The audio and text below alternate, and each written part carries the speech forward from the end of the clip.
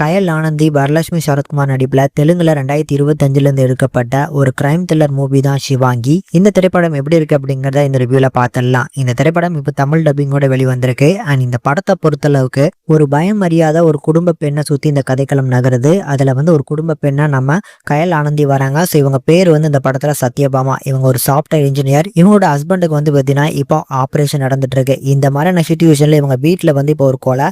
So அதை இவங்க தான் பண்ணியிருப்பாங்க அப்படின்னு சொல்லி அந்த கேஸை பார்த்தீங்கன்னா இன்வெஸ்டிகேஷன் பண்ண வராங்க நம்ம வரலட்சுமி. ஸோ வரலட்சுமி நம்ம கயல் ஆனந்தி கிட்ட என்ன நடந்துச்சு அப்படின்னு விசாரிக்க ஆரம்பிக்க அவங்க என்னென்ன சொல்றாங்க, அவங்க லைஃப்ல என்னெல்லாம் நடந்திருக்கு அப்படிங்கிறதா அந்த படத்தோட மொத்த கதையுமே. இந்த படத்தை பொறுத்தளவுக்கு எனக்கு பெருசா ஒர்க் அவுட் ஆகல. ஒரு படத்துல 1-2 கான்வர்சேஷன் இருந்தா பரவாயில்ல, படமே ஃபுல்லாவே ஒரு கான்வர்சேஷன் மாதிரி தான் இருக்கு. இதுல பஞ்ச் டைலாக்ஸ் எல்லாம் பார்த்தீங்கன்னா நம்ம கயல் ஆனந்திக்கு அடுக்கடுக்குன்னு அடுக்கிக்கிட்டே இருப்பாங்க.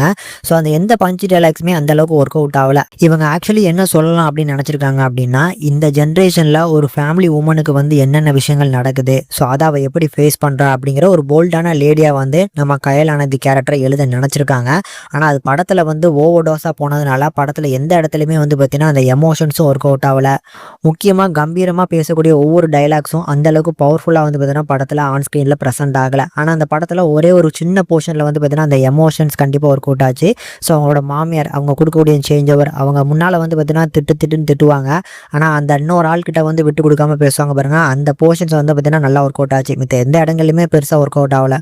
கயல் ஆனந்தி அவங்களோட பர்ஃபார்மன்ஸை கண்டிப்பாக கொடுத்துருக்காங்க. ஆக்சுவலி படத்தில் ஓவர் டோஸான அந்த ரைட்டிங் இருக்குது பார்த்தீங்களா, அதுதான் அவங்களோட பர்ஃபார்மன்ஸை கூட கொஞ்சம் டல்லாக்குதுன்னு சொல்லுவேன். வரலட்சுமியை பொறுத்தளவுக்கு இந்த படத்தில் எதுக்கு இருக்கிறாங்க அப்படின்னு தான் சொல்லுவேன். ஏன்னா இந்த படத்தில் அப்பப்பா நான் அந்த கதையில் இருக்கேன் அப்படிங்கிறதுக்காக அந்த கதை போயிட்டு இருக்கும்போதே ஒரு ஆஃப் பிரேக் விடுவாங்க.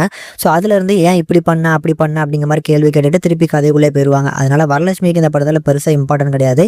மற்ற கேரக்டர்ஸ்னு எடுத்துக்கிட்டாலுமே பெருசாக எந்த ஒரு கேரக்டர்ஸுமே அவங்க டெவலப் பண்ணியிருக்க மாட்டாங்க. முழுக்க கயல் ஆனந்திக்கு தான் பார்த்தீங்கன்னா 90% ஸ்க்ரீன் கொடுத்துருக்காங்க. அதனால தான் அந்த படம் பயங்கரமாக போர் அடிக்குது. முடிஞ்சால் ட்ரை பண்ணி பாருங்கள். தமிழ் டப்பிங் நல்லா இருக்குது. ஆனால் கண்டிப்பாக ஒரு ஒன் டைம் ட்ரை பண்ணலாம். இந்த ஜென்ரேஷனில் ஒரு பெண்ணுக்கு என்னெல்லாம் நடக்குது, அதை எப்படி ஃபேஸ் பண்ணுறா அப்படிங்கிறத சொல்லணும்னு நினச்சிருக்காங்க. ஆனால் பெட்டரான ஸ்க்ரீன் பிளே இல்லாதனால படம் பார்க்கறதுக்கு ஒரு ஆவரேஜ் டு வாட்ச் தான். முடிஞ்சால் ட்ரை பண்ணி பாருங்கள்.